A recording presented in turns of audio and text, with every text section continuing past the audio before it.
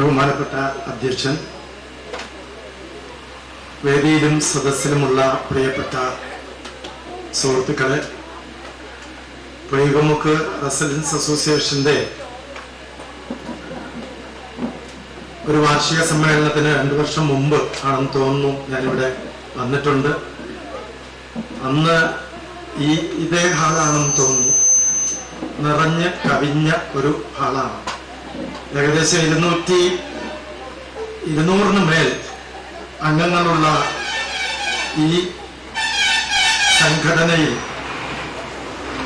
ഒരുപക്ഷെ ഇന്ന് രാവിലെ മുതൽ തുടങ്ങിയത് കൊണ്ടും കടുത്ത ചൂടുകൊണ്ടും ഒക്കെ ആയിരിക്കണം ഒരുപക്ഷെ അതിങ്ങനെ ശുഷ്കിച്ച് കുറഞ്ഞ് ഈ തലത്തിലേക്ക് എത്തിയിട്ടുള്ളൂ.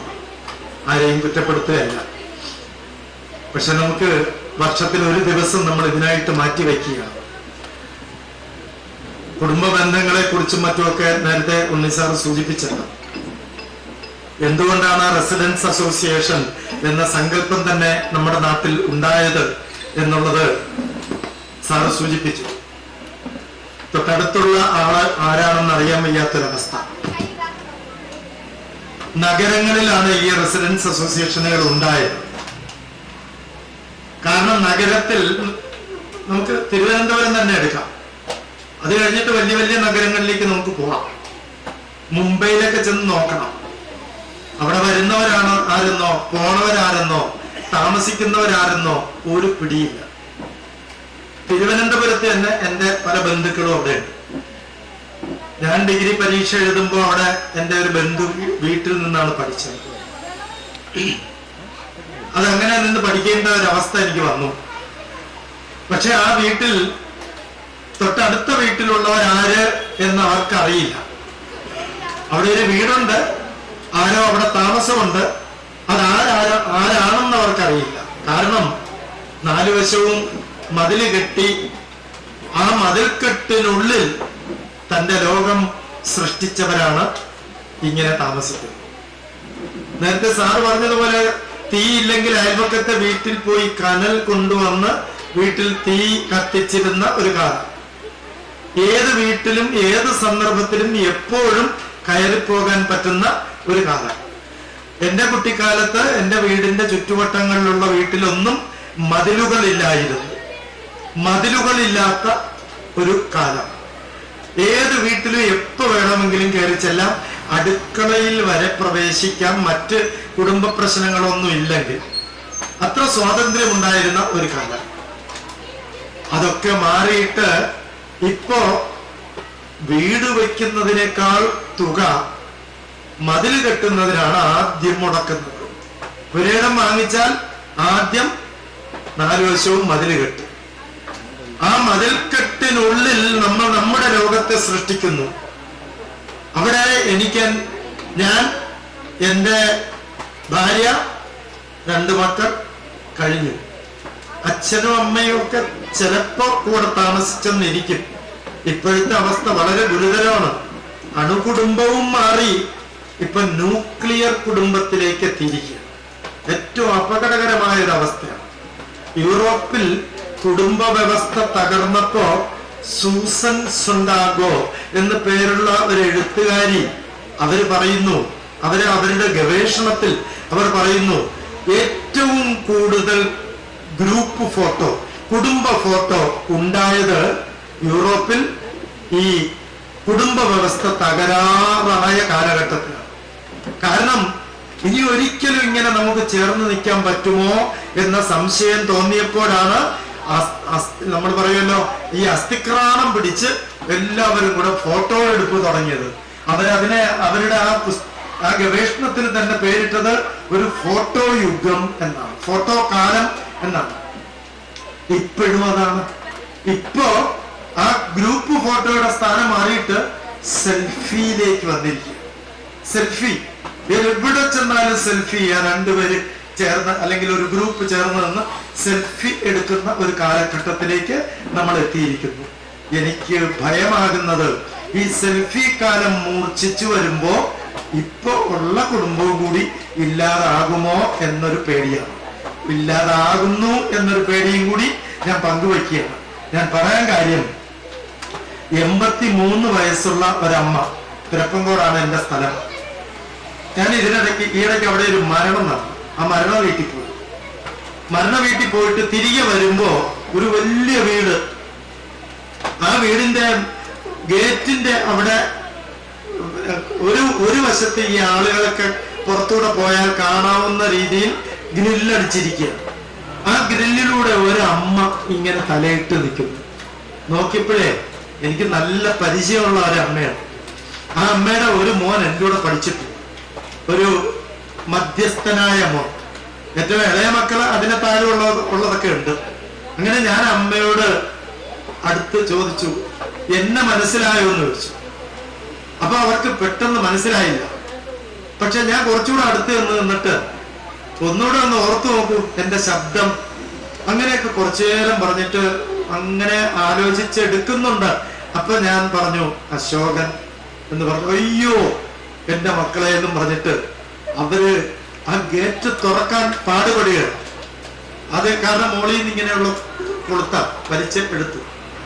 എടുത്ത് അവരിങ്ങോട്ട് വന്ന് ഇങ്ങനെ ചേർത്ത് പിടിച്ചോണ്ട് അങ്ങനെ അങ്ങ് നിന്നു. അപ്പൊ ഞാൻ ചോദിച്ചു, ഇവിടെ വേറെ ആരുമില്ലേ? വേറെ ആരുമില്ല. മക്കള് എന്റെ കൂടെ പഠിച്ച ഒരാൾ ഇത്തിരി ദൂരെ താമസിക്കുക, അയാൾ ജോലി സംബന്ധമായിട്ട് അവിടെ താമസിക്കുകയാണ്. അയാളെ കുറ്റപ്പെടുത്താൻ പറ്റില്ല, കാരണം അവിടെയാണ്. അതോടൊപ്പം വേറൊരു മോൻ, അയാൾ വേറൊരിടത്താണ്, കുറ്റപ്പെടുത്താൻ പറ്റില്ലല്ലോ. പിന്നെ 4 മക്കളുണ്ട്. 2 പെൺമക്കളെ കല്യാണം കഴിച്ച് അവര് പോയി അവരുടെ ഭർത്താക്കന്മാരുടെ വീട്ടിലാണ്. അപ്പൊ ഇവിടെ ഇപ്പൊ ആരൊക്കെ ഉണ്ട്? ഇവിടെ ആരുമില്ല, ഞാൻ മാത്രമേ. ഞാൻ ചോദിച്ചു, അപ്പൊ പിന്നെ എങ്ങനെ? ഒരു കുഴപ്പമില്ല, എനിക്ക് ഒരു കുഴപ്പമില്ല. ഭക്ഷണം വെക്കാനായിട്ടൊക്കെ ഉള്ള നല്ല സൗകര്യമുണ്ട്. പിന്നെ ഒരു മോള് ഇടയ്ക്കിടയ്ക്ക്, അത്ര ദൂരത്തല്ല, ഇടയ്ക്കിടയ്ക്ക് വരും, വേണ്ടതൊക്കെ കൊണ്ടുതരും. പക്ഷെ ഒരു കാര്യം, പുറത്തിറങ്ങി സഞ്ചരിക്കരുത് എന്ന് കൃത്യമായി പറഞ്ഞിട്ടുണ്ട്. അപ്പൊ ഇതിനകത്താണ്. ഞാൻ ചോദിച്ചു, എന്നാലും വിഷമമൊന്നുമില്ലേ? അപ്പൊ ഒന്നുകൂടെ കടുപ്പിച്ചു ചോദിച്ചപ്പോ അല്പ വിഷമം പറഞ്ഞു.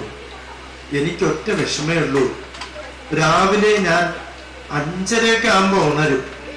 ഉണർന്നെണീറ്റാൽ എനിക്ക് ആരുമില്ല. ഭക്ഷണമുണ്ട്, എല്ലാം ഉണ്ട്, പക്ഷെ എനിക്ക് ആരുമില്ല. ഇതിനേക്കാളും ജയിലിൽ പോയി കിടന്നു. ജയിലിലെ ഒറ്റപ്പെട്ട ഏകാന്ത ജയിൽവാസം. ആ അമ്മയ്ക്ക് ഒറ്റ ബുദ്ധിമുട്ടുമില്ല, പ്രയാസമില്ല. ഇഷ്ടംപോലെ ഭക്ഷണമുണ്ട്, വലിയ വീടുണ്ട്, ഗേറ്റുണ്ട്. അത് കുടുംബ വീടായതുകൊണ്ട് മക്കൾ നന്നാക്കി ഭംഗിയാക്കി ഇട്ടിരിക്കുകയാണ്. മക്കളാരും അമ്മയെ നോക്കുന്നില്ല എന്നുള്ള പരാതിയില്ല, ഒരു പ്രശ്നമില്ല അമ്മയ്ക്ക്. അമ്മയ്ക്ക് ഒറ്റ പ്രശ്നമേ ഉള്ളൂ, ആ അമ്മ അനുഭവിക്കുന്ന ഏകാന്തത. നിങ്ങളൊന്ന് ആലോചിച്ച് നോക്കൂ. നിങ്ങൾ കോവിഡ് കാലഘട്ടത്തിൽ പുറത്തിറങ്ങിക്കൂടാത്ത അവസ്ഥയില് എന്തുമാത്രം കഷ്ടപ്പെട്ടിട്ടുണ്ട്. ഒരാളിനെ കാണാൻ പറ്റില്ല. അതുപോലത്തെ ഒരവസ്ഥയിൽ നമ്മുടെ വീട്ടിൽ ഒരു മുറിയിൽ അല്ലെങ്കിൽ ആ വീട്ടിന്റെ വളപ്പിനുള്ളിൽ പുറത്തിറങ്ങാൻ ഒരവസരവുമില്ലാതെ ഒറ്റ ഇരിപ്പ്, രാവിലെ മുതൽ രാത്രി ഉറങ്ങുന്നത് വരെ. ഉറങ്ങുമ്പോ അറിയുന്നില്ല എന്നുള്ളതേ ഉള്ളൂ. ഒറ്റ ഇരിപ്പ്. ഈ അവസ്ഥയിൽ 83 വയസ്സുള്ള ആ അമ്മ അനുഭവിക്കുന്ന ഏകാന്ത ദുഃഖം വളരെ വലുതാണ്. അത് എനിക്കത്ര സ്പർശിക്കാൻ കാര്യം എന്താണെന്നറിയാം, മറ്റൊന്നുകൊണ്ടുമല്ല, നമ്മുടെ സ്ഥിതി ഇതാണ്. എനിക്ക് ഇപ്പൊ എന്റെ വീട്ടില് ആരുമില്ല. എന്റെ ഒരു മോൻ ഇവിടെയൊന്നുമില്ല, അയാളങ്ങ് ന്യൂസിലൻഡിലാണ്. ഒരു മോന് എറണാകുളത്താണ്, വല്ലപ്പോഴും വരും, ഇന്നിപ്പോ വന്നിട്ടുണ്ട്. പക്ഷെ നാളെ അയാൾ പോവും. ഇതിങ്ങനെ തുടരും. അയാൾ കുറച്ചു ദിവസം കഴിയുമ്പോൾ എറണാകുളത്തുനിന്നും പോവും. അയാൾ ഓസ്ട്രേലിയക്കൊക്കെ പോകുന്നെന്നാണ് പറയുന്നത്. അപ്പൊ ഞങ്ങൾക്ക് ആരാ? 2 മക്കളായിട്ട് ഞങ്ങൾക്ക് ആരുമില്ല. ഞങ്ങൾ ഒറ്റപ്പെടും. ഈ ഏകാന്തമായ ഈ ഒറ്റപ്പെടൽ, ഈ ന്യൂക്ലിയർ സ്വഭാവത്തിലുള്ള കുടുംബ വ്യവസ്ഥയിലേക്കാണ് കേരളം ഇന്ന് പൊയ്ക്കൊണ്ടിരിക്കുന്നത്. ചെറിയ കാര്യമല്ല. നമുക്കൊരു മതിൽക്കെട്ട് ഇവിടെ. എന്റെ ചോദ്യം ഇത്രയേ ഉള്ളൂ, ഈ മതിലെന്തിനാണ്? നമ്മുടെ മുൻ വൈസ് ചാൻസലർ ആയിരുന്നു ഡോക്ടർ ബി ഇക്ബാൽ. അദ്ദേഹത്തിന്റെ മകൻ അമേരിക്കയിലെ ടെക്സാസിലാണ്. ഈ കോവിഡ് കാലഘട്ടത്തിൽ അദ്ദേഹം കുറച്ച് നാള് അവിടെ ചെന്ന് നിന്നു. എന്നിട്ട് അദ്ദേഹം ഈ ഫേസ്ബുക്കിലൂടെ ഇങ്ങനെ ഫോട്ടോ ഇട്ടു. അതിന്റെ ഒരു സൗഹൃദവും കൂടിയുണ്ട്. അദ്ദേഹം അതിലിട്ടതാണ്, പ്രിയപ്പെട്ട സുഹൃത്തുക്കളെ, നിങ്ങൾ ഈ കാഴ്ച കാണൂ. ടെക്സാസിൽ, അമേരിക്കയിൽ ഒറ്റ വീടിനും മതില് കെട്ടാൻ അവിടുത്തെ മുനിസിപ്പാലിറ്റിയോ പഞ്ചായത്തോ കോർപ്പറേഷനോ അനുമതി കൊടുക്കില്ല. റോഡിൽ നിന്ന് ഇപ്പൊ നമ്മുടെ ഇത് വീട് തൊട്ടടുത്ത റോഡ്, ഇങ്ങനെ വീട് വയ്ക്കാൻ പറ്റില്ല. റോഡ് വിട്ട് 100 വാര, ഒരു 100 മീറ്റർ ദൂരത്തിലെങ്കിലും ആയിരിക്കണം വീട്. ആ വീടിന്റെ മുൻവശം റോഡ് വരെയുള്ള സ്ഥലം നിങ്ങൾ മനോഹരമായി പൂന്തോട്ടം പുൽത്തകിടിയും ചെയ്തിരിക്കണം. ഈ മതില് കെട്ടുന്ന കാശ് പോലും വേണ്ട, തുറന്നായിരിക്കണം വീട്. അടുത്ത വീടും തുറന്നതായിരിക്കണം. വൈകുന്നേരം ആകുമ്പോ ഈ തുറന്ന വീടുകളിൽ നിന്ന് വയസ്സായ ആളുകൾ ഇറങ്ങി പുറത്തു വന്ന് ഓരോ മരത്തിന്റെയും ചുവട്ടിൽ ഇങ്ങനെ ആൽത്തറകൾ കെട്ടിയിട്ടിട്ടുണ്ട്. ആ ആൽത്തറ പോലെ കെട്ടിയിട്ടിട്ടുണ്ട്. അതിൽ ഇരുന്ന് അവർ കഥ പറയും, സന്തോഷിക്കും, ആഹ്ലാദിക്കും. ഇതാണ് മറ്റ് രാജ്യങ്ങളിൽ പ്രായമായവർ ആസ്വദിക്കുന്ന ജീവിതം.